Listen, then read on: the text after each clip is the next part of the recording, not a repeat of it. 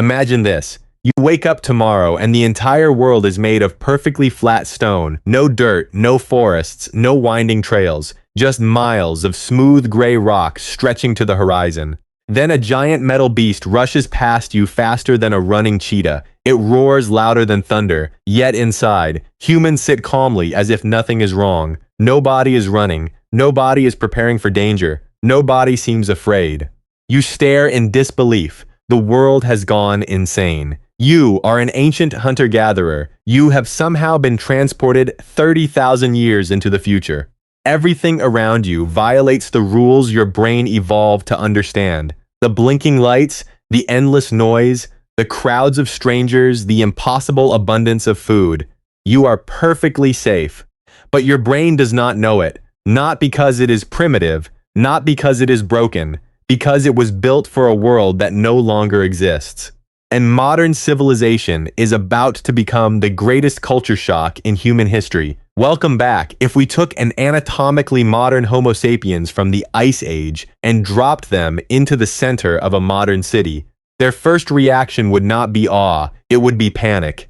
We often imagine our ancestors looking at skyscrapers, airplanes, and smartphones and seeing magic. But before they saw progress, they would experience something far more immediate: sensory overload. For hundreds of thousands of years, humans lived in small tribes. They walked constantly. They slept with the rhythm of the sun. They knew every face around them. Their brains evolved to solve a specific set of survival problems.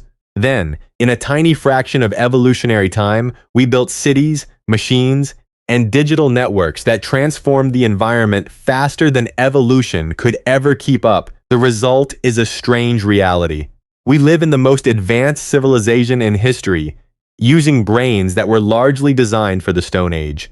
And nowhere would that mismatch be more obvious than through the eyes of an ancient human. The first thing that would shock them is food, not because food exists, because there is too much of it. For most of human history, calories were difficult to obtain. A successful hunt could mean survival. A failed one could mean starvation. Sugar was rare, fat was valuable, salt was precious. Our reward systems evolved to treat these things as treasures. Now imagine walking into a modern supermarket, bright lights overhead, shelves stretching in every direction, thousands upon thousands of calories within arm's reach. No hunting, no gathering, no risk, just abundance. To an ancient human, it would feel less like a store and more like a miracle. But the food itself would not be the most unsettling part. The people would. For ancient humans, strangers were rare. You knew your tribe. You recognized every face. When unfamiliar people appeared, caution followed. A stranger could become a friend, a trading partner, or a threat. Now place that ancient mind inside a modern supermarket. Dozens of strangers pass within a few feet. Nobody speaks. Nobody acknowledges one another. Nobody seems concerned. To us, this is normal. To them, it would feel deeply unnatural. Their threat detection system would be working overtime, preparing for danger that never arrives, and then they step outside. Anse. Thousands of people move through the same space. Buildings stretch into the sky.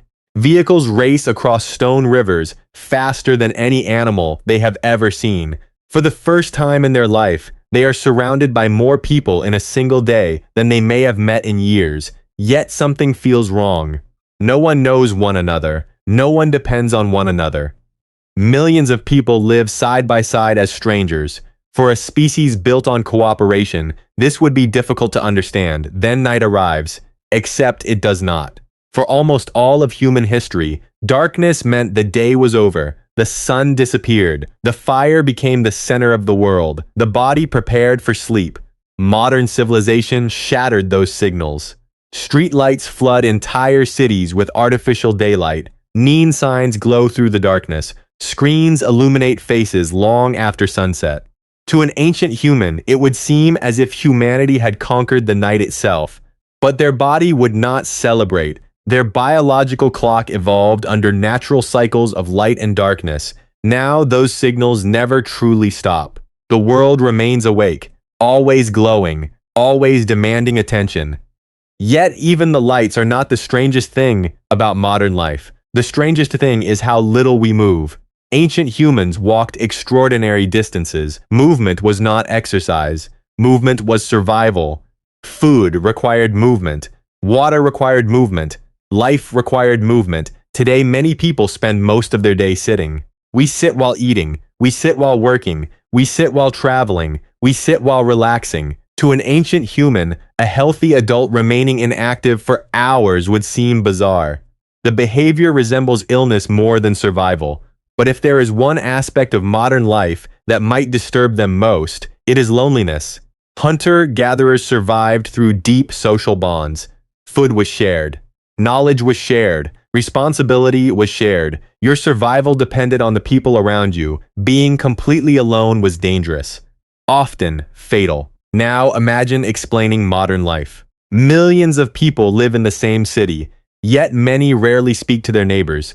Some spend entire days interacting mainly with screens. Others live alone, despite being surrounded by crowds.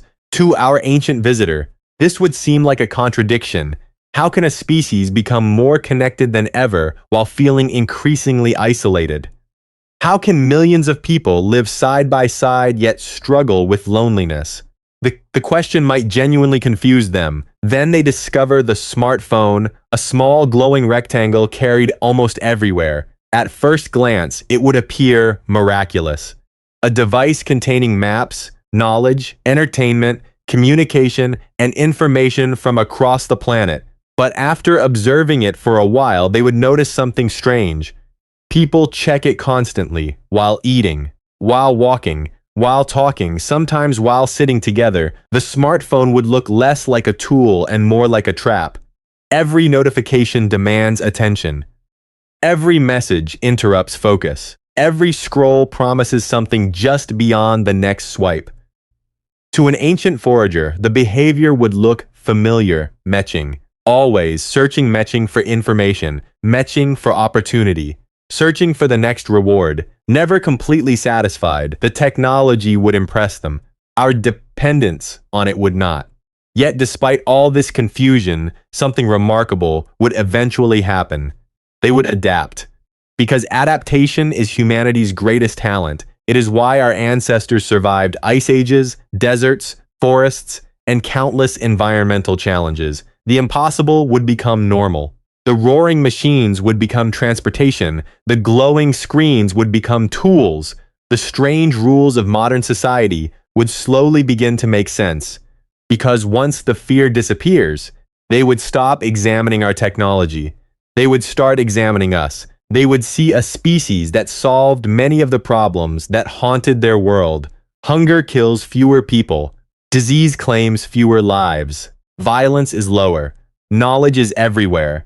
By almost every measurable standard, modern life is better. Yet they would notice something else. People remain stressed, despite being safe. People remain lonely, despite being connected.